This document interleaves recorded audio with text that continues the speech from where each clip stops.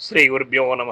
ఓం నమో భగవతి వాసుదేవాయ. భగవద్గీత 18వ అధ్యాయం మోక్ష సన్యాస యోగం నుండి ఈవేళ మనం 27వ శ్లోకాన్ని పరిశీలన చేసుకుందాం.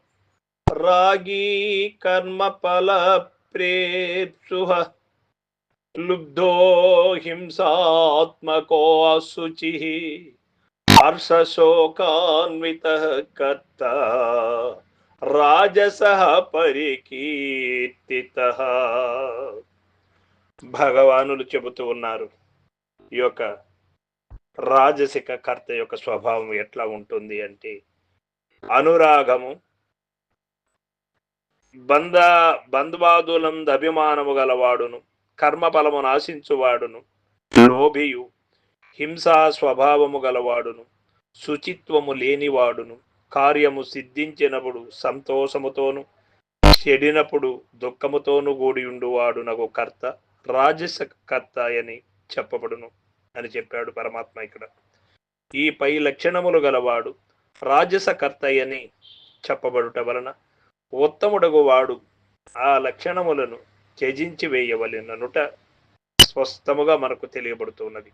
అనగా బంధుబాధులందును ఇతర ప్రాపంచిక పదార్థములందును అనురాగము అనగా అభిమానము లేకుండవలెను చూడవలెను. కర్మబలమును కోరరాదు, ఏ ప్రాణిని హింసింపరాదు, అశుభప్రదతను త్యజించవలెను, శుభప్రదమైనటువంటి కార్యములనే చేయవలెను. కార్యము యొక్క సిద్ధి అసిద్ధులందు హర్ష శోకములను మనోవికారములు లేకుండా సముచిత్తుడై ద్వంద్వ సహిష్ఠుడై ఉండవలెను.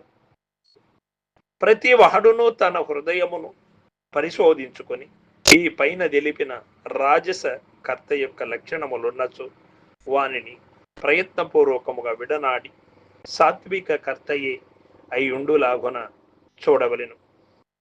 ప్రతి మనిషి కూడా ఏదో ఒక కర్మ చేస్తూనే జీవించాలి. ఏ ప్రాణి కూడా పని చేయకుండా జీవనోపాధి గడవదు. ఆహారము తినడము కూడా కర్మమే, నీరు తాగడము కూడా కర్మమే, మాటలాడడం కూడా కర్మమే, మనసుతో ఆలోచన చేయడము కూడా కర్మమే.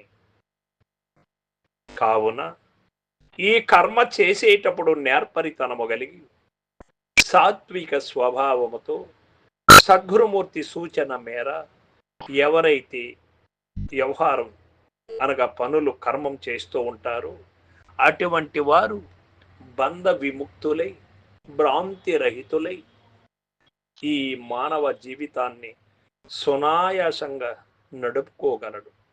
ఇందులో ఏమాత్రం అనుమానము లేదు.